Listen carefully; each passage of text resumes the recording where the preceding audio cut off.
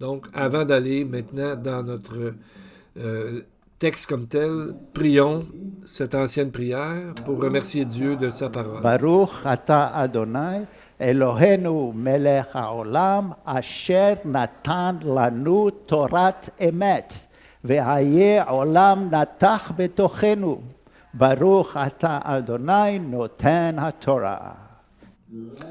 Béni sois-tu, Seigneur notre Dieu, qui est le roi de l'univers, qui nous a donné la parole de vérité et qui a semé parmi nous la vie éternelle. Nous te louons, toi, Seigneur, qui nous donne les Écritures. Amen, amen.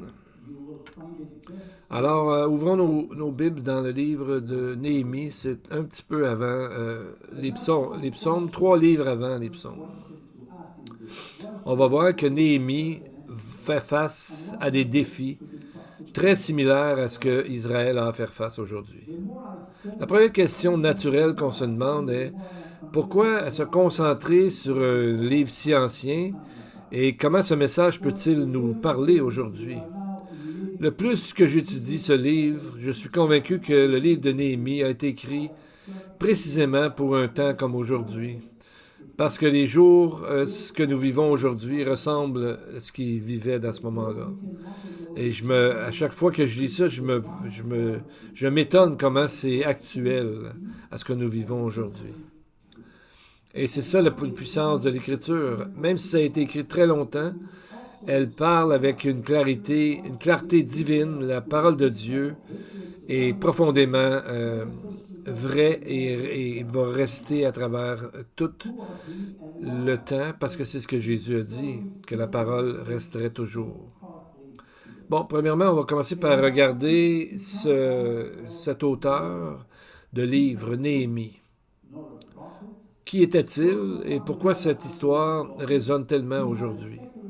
Bien, Néhémie, on dirait qu'il arrive de nulle part. Il n'est pas un sacrificateur, ce n'est pas un prophète, ce n'est pas non plus celui qui a un titre politique très haut. Il avait un travail séculier. Il portait le vin à un roi d'un autre pays pour goûter le vin afin d'être sûr que le roi ne serait pas empoisonné.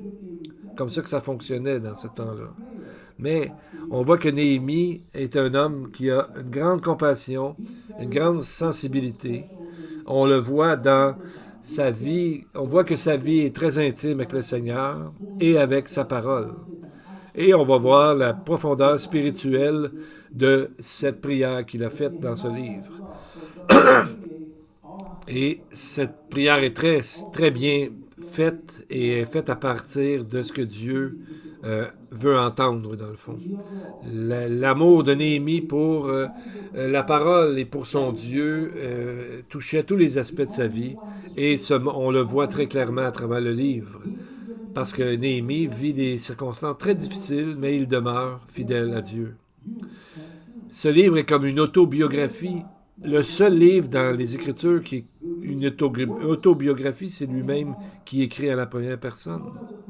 C'est comme si Dieu nous disait, voici un individu comme toi qui peut faire de grandes choses lorsqu'il s'appuie sur moi. Donc on voit que le texte commence en disant les mots ou le récit de Néhémie. On voit que c'est son histoire. C'est comme s'il écrivait son journal personnel. La plupart des livres prophétiques commencent par l'Éternel se dit à un tel, la parole de l'Éternel fut adressée ou la vision fut adressée à certains prophètes, par exemple Daniel, Osée, Joël, Michée. Mais les mots de Néhémie, d'Ivré Néhémia, montrent que c'est comme un journal qu'il a fait. Un rabbin du 19e siècle expliquait que le mot davar veut dire davantage que juste un mot, ça veut dire un sujet, un événement ou une révélation. Et on voit que c'est exactement ce qui est arrivé dans la vie de Néhémie. Donc on voit dans la Bible ici, ce mot davar veut dire un message ou un avis qui vient dans la vie suite à ce que cet homme-là a dit, ça demeure à nous, pour nous, un message et un avis. Donc, on voit que Néhémie, parce qu'il était près de Dieu, a fait de grandes choses. Et on va voir dans le texte ses pensées, ses prières, ses réactions et les décisions qu'il a fait durant sa vie de leadership. On va commencer par le contexte. Le peuple juif a commencé la diaspora après la destruction du temple en 586 avant Jésus-Christ, alors qu'ils ont été amenés captifs à Babylone, qui ensuite a été conquis par les Perses, et c'est là que nous nous trouvons dans Néhémie 1. Donc ici, dans le chapitre 1, nous sommes à Suse, la capitale de l'Empire perse. Donc on voit que le peuple juif a été amené à Babylone en 586, supposément pour être seulement 70 ans, comme Dieu avait dit à Jérémie. Mais là, on est rendu à 516, donc les Juifs auraient dû déjà être retournés dans leur pays pour le reconstruire. Mais on voit qu'après tout ce temps, ils ne sont pas allés. Pourquoi ils sont restés là-bas? Et pourquoi ils ne sont pas allés dans leur terre à ce moment-là? Pourquoi ils ne sont pas retournés dans le pays de bénédiction, dans le fond, alors que les portes étaient ouvertes pour retourner? Ça nous rappelle un autre moment dans l'histoire d'Israël, alors que le peuple a quitté l'Égypte. Le chemin entre la terre promise aurait dû prendre à peu près 12 jours, mais à cause de leur non-croyance et des hésitations, c'est devenu un cheminement qui a duré 40 ans. Vous savez, comme des fois on peut dire Dieu nous appelle, mais on dit demain ou un jour bientôt peut-être. Et des fois, ce jour-là n'arrive jamais. Donc on voit que le livre de Néhémie va nous pousser à agir maintenant, de bouger quand Dieu ouvre la porte et de faire confiance à la façon que lui veut le faire et non pas notre propre confort ou nos propres idées. Parce que le peuple juif aurait dû retourner depuis longtemps et rapidement, parce que seulement 30 ans avant le temps de Néhémie, un homme très haut dans la cour de la Perse, qui s'appelait Aman, a essayé de détruire complètement le peuple juif. Donc, ils auraient dû retourner dans leur pays pour se protéger. Et on voit qu'ils ont été sauvés par Dieu. On voit ça dans le livre d'Esther. Donc, c'est comme si Dieu a permis que cette persécution arrive afin que son peuple soit porté à se tourner vers lui. On voit ça aussi dans le livre des Actes. L'Église primitive devait aller à travers le monde, mais ils sont devenus confortables à Jérusalem. Ils grossissaient. Alors Dieu a permis une persécution pour que les gens allent à travers le monde. Et à partout où ils allaient, bien, ils amenaient l'Évangile avec eux. C'est ce qui a transformé le monde. Les Juifs, durant les jours de Néhémie, n'étaient pas différents des Juifs du début d'Église. Les deux sont appelés à quitter leur confort et à préparer le chemin pour le retour du Seigneur, pour reconstruire. Donc, c'est ce qu'on nous appelle à faire aussi, de proclamer aux nations le retour du Seigneur bientôt. On a vu dans le 13 ans avant, Esdras est venu à Jérusalem pour reconstruire le temple, ce qu'il a réussi à faire. Mais on voit que au verset 3 du chapitre 1, ceux qui sont restés de la captivité sont là dans la province, au comble du malheur et de l'opprobre. Les murailles de Jérusalem sont en ruine et ses portes sont consumées par le feu. Alors, c'est les nouvelles qui ont amené Néhémie à prier. Il dit qu'il était dans une grande détresse. Ra'a Gedola, les mots qui veulent dire que ça avait l'air au-dessus des forces humaines, ce qu'il vivait. On voit qu'est-ce que Néhémie a fait? Verset 4.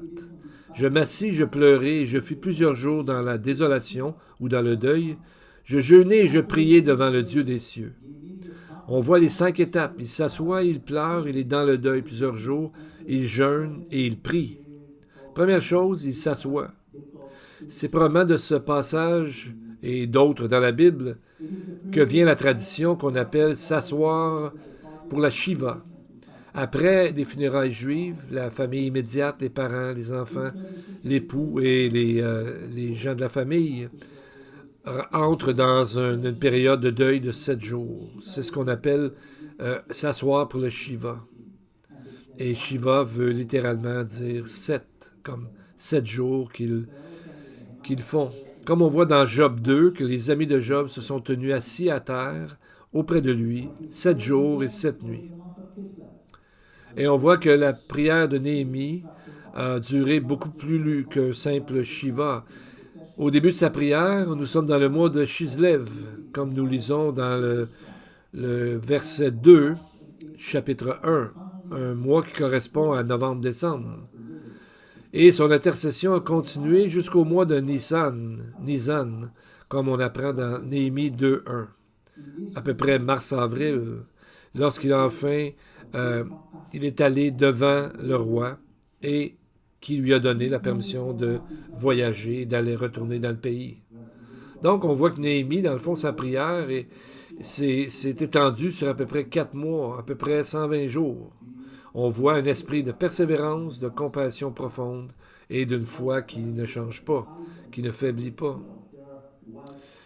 Ça ressemble, ce 4 mois-là, à ce que Jésus a dit dans Jean 4,35. Ne dites-vous pas qu'il y a encore 4 mois jusqu'à la moisson?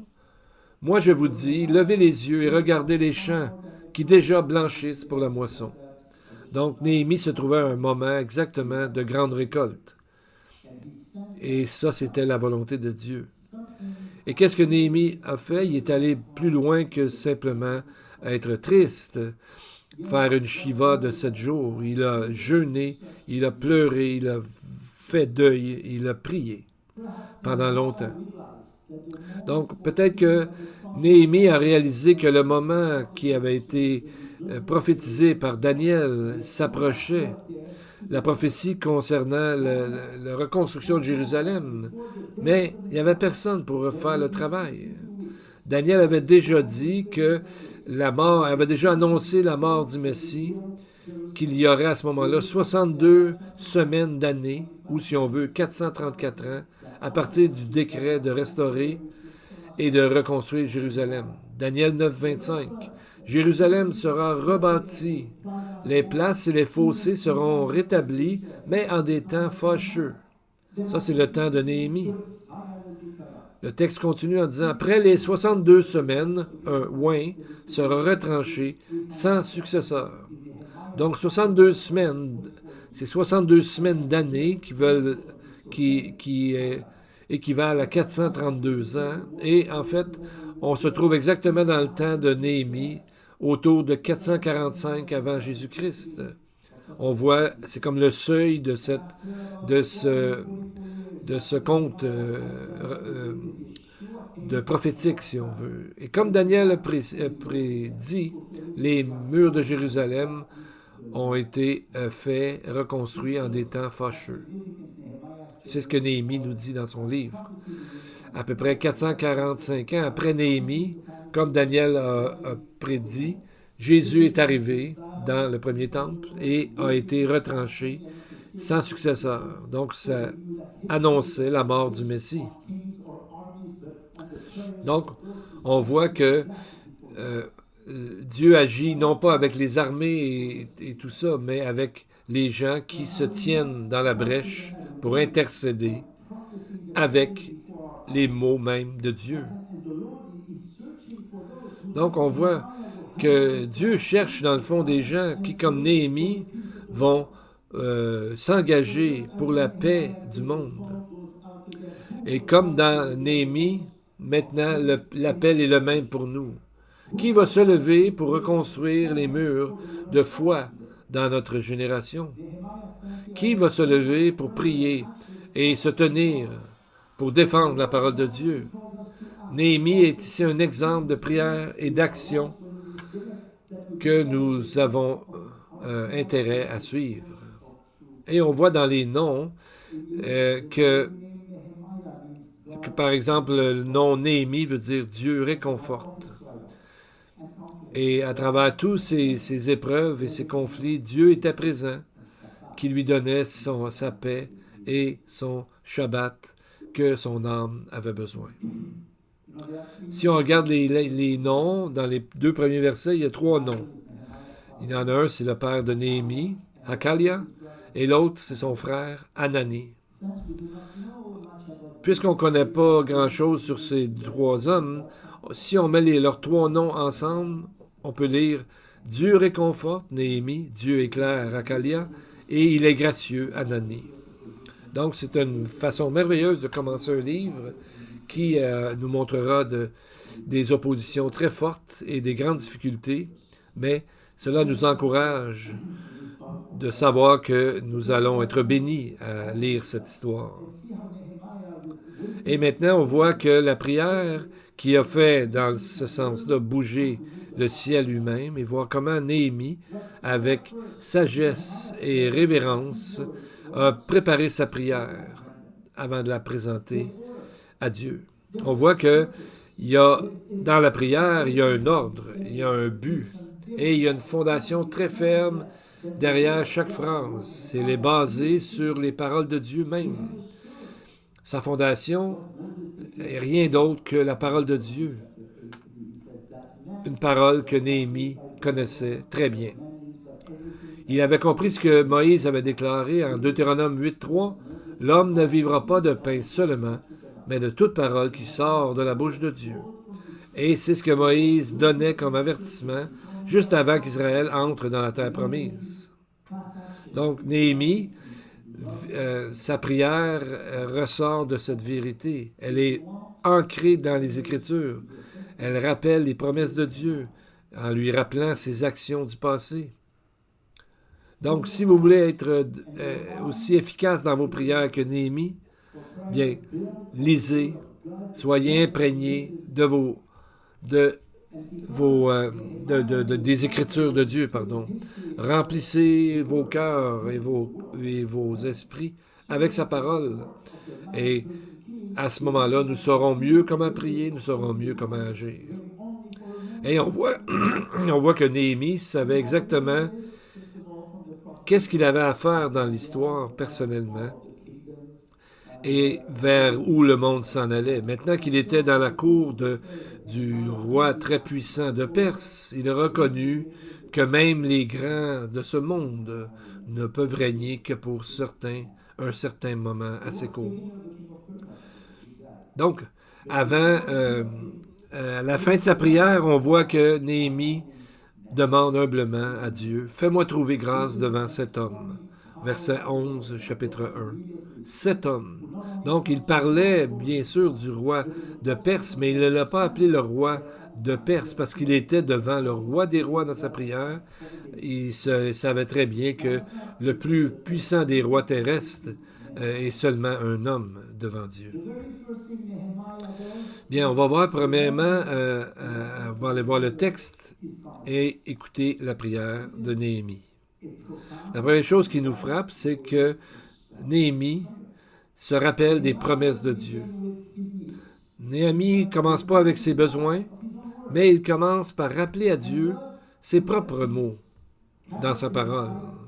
Et Dieu, qui ne change jamais, ne peut pas nier sa parole.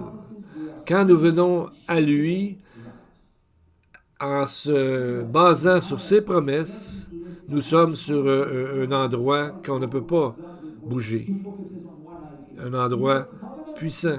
Et il dit souvent à Dieu, « Ton alliance. » Et comme Daniel, il utilise le singulier, l'alliance. Parce que l'alliance de base est l'alliance qui a été faite à Abraham. La première promesse inconditionnelle de Dieu au sujet de son peuple. Vous savez, je vous donne un exemple dans ma vie. Quand mes enfants étaient jeunes, et c'est une phrase qu'ils utilisaient souvent. Quand je promettais quelque chose, puis peut-être je suis trop occupé, puis j'avais oublié, mon garçon me dit, un de mes enfants me disait, « Mais t'as promis. Mais t'as promis. » Et je peux vous dire que juste cette phrase-là me désarmait complètement. Ben, je ne pouvais pas argumenter parce que si j'avais changé d'idée, ça veut dire que je n'étais pas fiable. Donc, mettons, j'étais sur l'autoroute, puis je leur avais promis une crème glacée ou d'aller voir un magasin de jouets, j'avais besoin de garder ma promesse.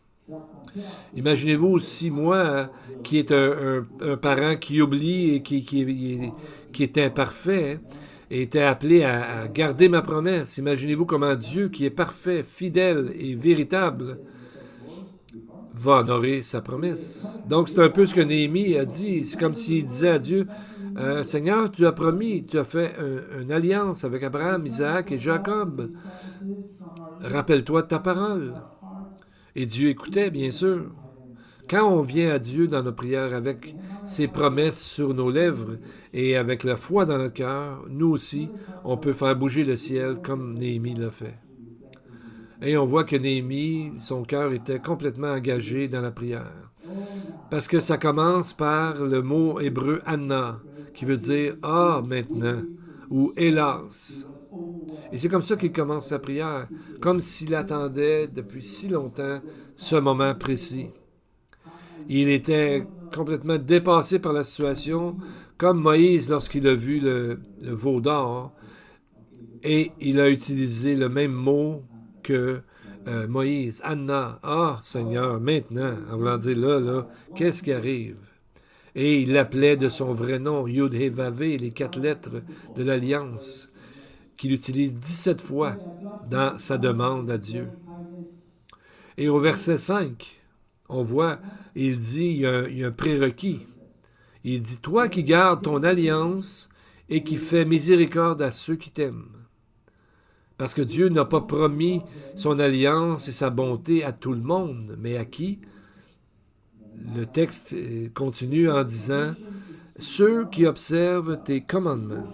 Donc, premièrement, Dieu est fidèle pour garder son alliance, sa parole, mais aussi il offre à ceux qui gardent son commandement. La première condition est d'aimer Dieu, de l'adorer et de le louer pour qui il est vraiment et non seulement pour nos demandes, mais l'adorer pour qui il est avant ce qu'il peut faire.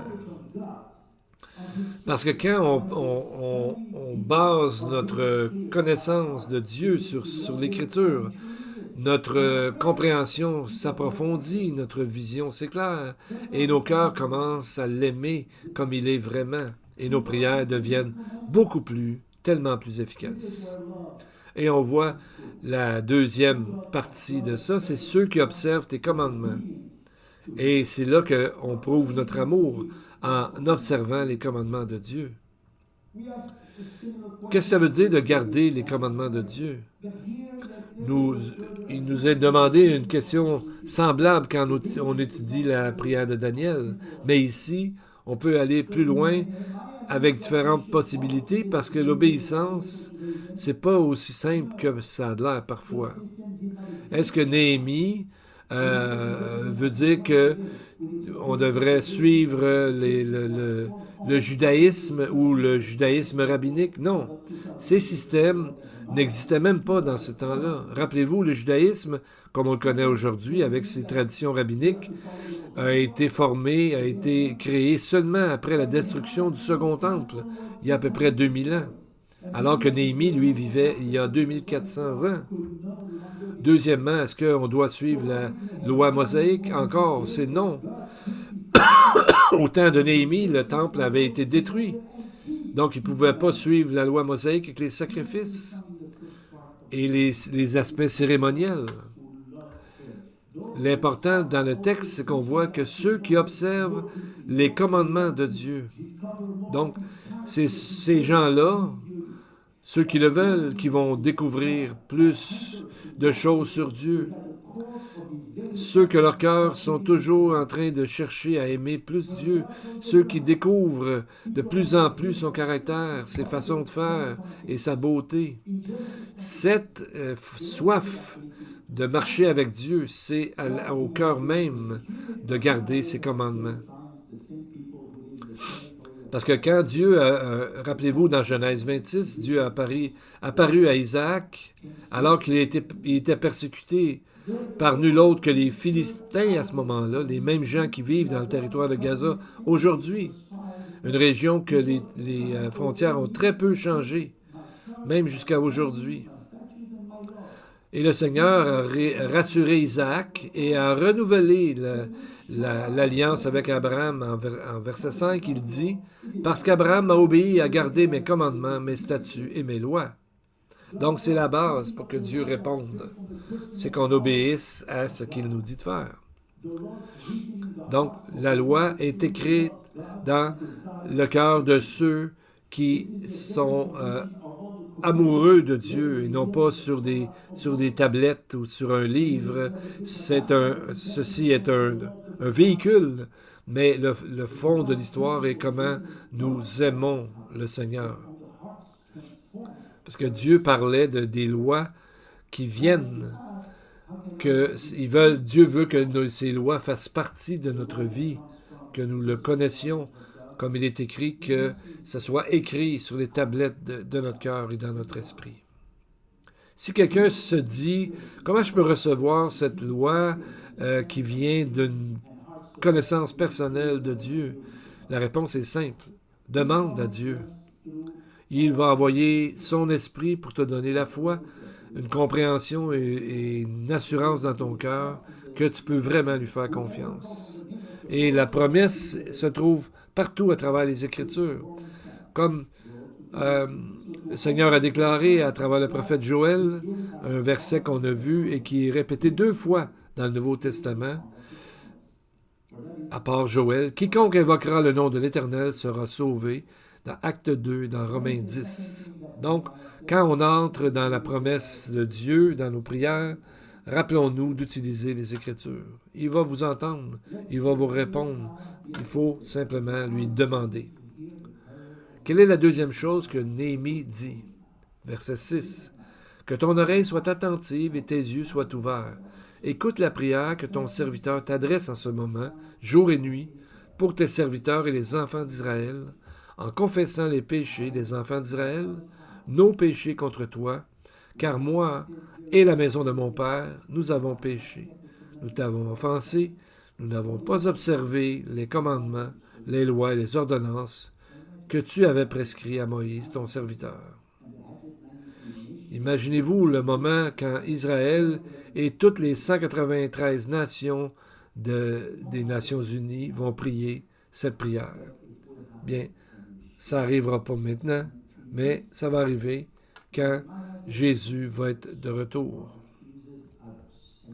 Et on voit que Néhémie n'est pas là en train d'accuser ou de pointer quelqu'un, mais non, au contraire, il s'inclut là-dedans. Il dit qu'il fait partie du peuple, il dit « Nous avons péché ». Il ajoute même « Moi et la maison de mon Père, nous avons péché ». Donc, Néhémie s'identifie complètement avec la nation, il s'inclut dans la culpabilité nationale. Dans cette prière, Néhémie nous révèle une des plus profondes vérités de notre relation avec Dieu. Il ne peut pas avoir une relation véritable avec Dieu sans la réalisation et la confession de notre péché. Donc, il ne peut pas avoir une vraie relation profonde avec Dieu si le péché n'a pas été reconnu, confessé et que quelqu'un a payé pour, que Jésus a payé pour. C'est ce que David avait compris déjà bien avant ça. Psaume 51, 19, il dit à Dieu, « Les sacrifices qui sont agréables à Dieu, c'est un esprit brisé. Tu ne dédaignes pas un cœur brisé et contrit. » Bien, on sait que le nom du Messie, Jésus, Yeshua, veut dire « salut ». Mais le salut de quoi? Du jugement qui vient à travers ou à cause du péché. Avant que quiconque puisse vraiment s'appuyer et comprendre le concept du Messie ou comprendre un peu le cœur de Dieu, il doit d'abord avoir une réalisation que la personne est pécheur et les conséquences de ses péchés. Donc seulement la grâce peut être reçue seulement à ce moment-là et une vraie restauration peut commencer lorsqu'on dit dans notre cœur « J'ai péché, nous avons péché ». Et maintenant, on voit que il était bien au courant au sujet du passé et du présent. Néhémie dit, verset 8, « Souviens-toi de cette parole que tu as donnée ordre à Moïse, ton serviteur, de prononcer. Lorsque vous pécherez, je vous disperserai parmi les peuples. » Voici une citation de Lévitique 26, 33, quand le Seigneur a parlé à travers Moïse. Donc, si les gens se demandent comment ça fait que les Juifs sont encore là, on pourrait demander à Néhémie, ou encore demander à Moïse, qui avait déjà dit ça, bien avant Néhémie, il y a 3500 ans à peu près. Et c'est à cause de quoi le texte nous dit? C'est à cause de l'infidélité. Qu'est-ce que ça veut dire? En hébreu, le mot « maral » veut dire d'agir de façon traîtresse, de briser la foi ou de violer l'alliance de Dieu. Donc, ça parle d'une brèche de confiance avec le Seigneur, ou encore quelqu'un qui se croit au-dessus de la parole de Dieu, ou au-dessus de ce qu'on enseigne. C'est une vérité difficile à vendre, mais c'est la seule que Dieu accepte, que nous soyons corrects et clairs avec lui, que ce n'est pas le péché, mais nous voulons faire sa volonté à lui. Donc, nous avons déjà un sacrifice parfait, Jésus, et donc nous devons apprendre à vivre en se confessant afin d'avancer dans notre vie chrétienne. Donc, Dieu parle à Israël ici, donc c'est parce qu'ils sont son peuple choisi, son exemple choisi pour montrer à toutes les nations. Le principe s'applique à chacun. Comme l'apôtre Paul a écrit plus tard, 2 fois en fait, dans 1 Corinthiens 10, que ce qui est arrivé à Israël est donné en exemple pour toute l'humanité. Donc, on est tous égaux devant Dieu. Tous ont péché, tous ont besoin de confesser ce péché. Et tous doivent venir à Jésus, le Messie, pour le salut. Donc, il dit, Néhémie 1.10, « Ils, au sujet du peuple juif, sont les serviteurs, tes serviteurs et ton peuple que tu as racheté par ta grande puissance et ta main forte. » Une fois encore, Néhémie rappelle à Dieu ses promesses et commence ses promesses alors que, dans l'histoire d'Israël, Dieu a délivré son peuple de l'esclavage. Et on voit la répétition des mots « toi » et « ton » 5 fois dans un seul verset. Donc, Néhémie rappelle à Dieu sa propre alliance, sa propre fidélité. Néhémie 1.10, « Ils sont tes serviteurs et ton peuple que tu as racheté par ta puissance et ta main forte. » Donc, chaque phrase a un but, est puisée dans les Écritures et donc ne s'appuie pas sur la dignité d'Israël comme telle, mais sur le changement, sur le cœur qui ne change jamais, sur le caractère toujours pareil de Dieu. Donc, la prière ne s'appuie pas sur ses propres forces, mais sur la fidélité de Dieu. Et chaque Juif devrait prier cette prière. Chaque croyant devrait prier pour sa nation, sa famille, sa communauté et ses voisins. Et on voit la conclusion de sa prière dans verset 11. Il dit « Ah Seigneur, que ton oreille soit attentive à la prière de ton serviteur et à la prière de tes serviteurs qui veulent craindre ton nom. Donne aujourd'hui du succès à ton serviteur et fais-lui trouver grâce devant cet homme. » Donc, il dit que les fidèles sont ceux qui veulent craindre son nom. Le mot qui désire craindre son nom, c'est le même mot de se délecter. Donc, ça montre une grande joie, une révérence et non pas un fardeau. Donc, on voit que Néhémie s'est préparé dans la prière, dans le jeûne et dans le deuil même, avant de prier et d'approcher ce roi pour lui demander. Et c'est alors que Dieu a exactement fait ce qu'il avait demandé dans sa prière. Prions ensemble. Nous te louons, Père Céleste, et nous nous réjouissons de pouvoir venir en ta présence maintenant, et nous le faisons avec humilité. Aujourd'hui, nos cœurs, nos esprits et nos paroles sont remplis de reconnaissance, et nous disons « Béni soit le Seigneur, ô mon âme, et tout ce qui est en moi. » Et donc, nous te demandons de nous enseigner non seulement ta parole, mais comment y obéir. Enseigne-nous la meilleure façon de choisir les meilleures choses afin de sans cesse amener gloire à ton nom. Nous te remercions de cet immense trésor que nous trouvons dans tes Écritures, car nous comprenons que c'est ta parole qui nous est donnée et qu'elle contient tant de puissance et de bénédiction au-delà de tout ce qui a été écrit. Je te prie également que tu bénisses chaque personne qui écoute cette prière. Pose ta main guérissante sur les gens malades, sur quiconque regarde à toi pour la guérison, la paix et l'harmonie dans sa vie. Touche-les et surprends-les par la puissance de ton esprit. Que ton esprit demeure sur ceux qui souffrent, qui vivent des moments difficiles. Donne-leur ta joie et ton espérance. Apporte-leur le salut à quiconque invoque ton nom. Pour la congrégation, que le Seigneur te bénisse et te garde, que l'Éternel fasse luire sa face sur toi, qu'il t'accorde sa grâce, qu'il se réjouisse en toi, qu'il te donne sa paix. Amen et Amen. Que Dieu vous bénisse tous. Amen.